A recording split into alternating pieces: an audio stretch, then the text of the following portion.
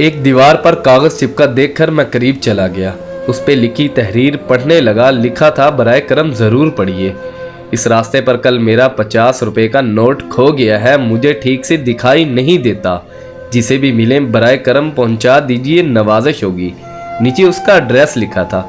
ये पढ़ने के बाद मुझे बहुत हैरत हुई कि 50 का नोट किसी के लिए इतना ज़रूरी है, तो इस पते पर जाने का इरादा किया और उस गली में उस मकान के दरवाजे पर आवाज़ लगाई। एक ज़ाइफा लाठी टेकती हुई बाहर आई। पूछने पर मालूम हुआ बड़ी भी अकेली रहती है और कम दिखाई देता है।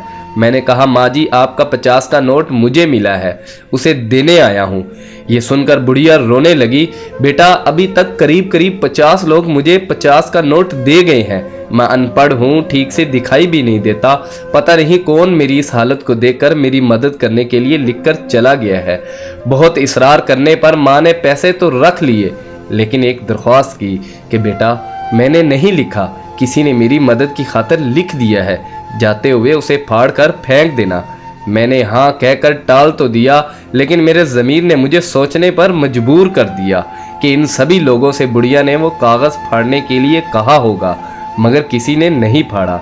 ज़िंदगी में हम कितने सही हैं, कितने गलत हैं, ये सिर्फ दो ही जानते हैं, एक अल्लाह ताला, दूसरा हमारा ज़मीर। मेरा दिल उस शख्स के बारे में सोचने पर मजबूर हो गया कि वो शख्स कितना मुखलिस होगा जिसने बुढ़िया की मदद का ये तरीका तलाश किया। ज़रूरतमंदों की इमदाद के कई तरीके हैं। मैंने उस शख्स को दिल से दुआएं दी कि किसी की मदद करने के कितने तरीके हैं, सिर्फ मदद करने की नीयत होनी चाहिए।